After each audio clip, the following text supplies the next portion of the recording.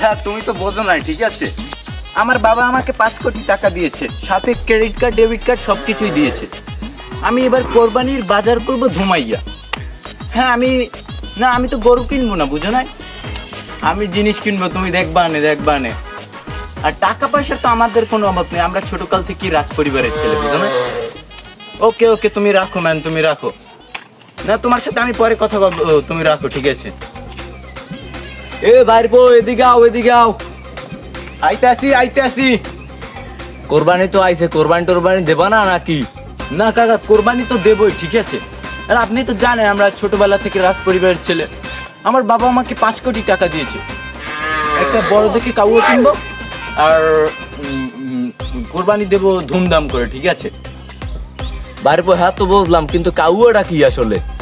কাকা আপনি বুঝবেন না, কাউয়া একটি ইংলিশ শব্দ, ঠিক আছে? এটি একটি মানে বিদেশি গরুর একটা নাম কাউয়া, ঠিক আছে? আপনি তো এটা বুঝবেন না, আপনি মানে মুরব্বী হয়ে গেছেন তো, আপনার সেই জ্ঞান বুদ্ধিও নাই, ঠিক আছে? আমি কোরবানি দেবো, আজকেই যাবো গরু কিনতে। তুমি যে গরু কিনতে যাবা, গাড়ি কি কিছু ঠিক করছো নাকি? কাকা আমার তো গাড়ি ঠিক করা লাগে না, বুঝেন না? আমার বাবার তো BMW মার্সিডিজ ব্র্যান্ডের ল্যাম্বরগিনি আছে, ঠিক আছে? আমি তো সেই গাড়িতেই আমার কাউকে নিয়ে আসবো। আচ্ছা কাকা, আমি আজকে যাই, ঠিক আছে?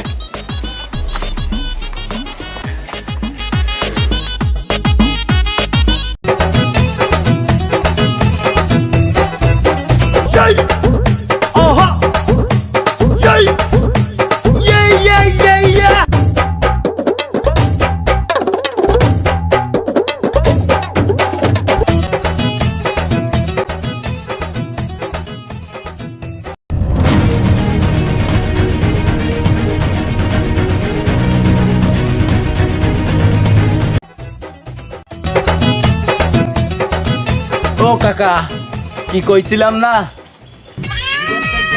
ছাগল আনতে দেখেন আমার কাউয়া বুঝেন নাই? ব্র্যান্ডের 5 কোটি টাকা নিচ্ছে, 5 কোটি, ঠিক আছে?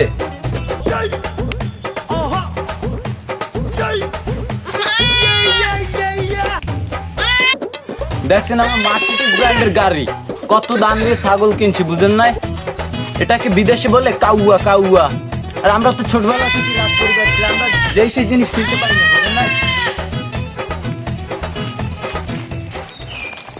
এটা কাউয়া, এটা দিক উত্তর চাও।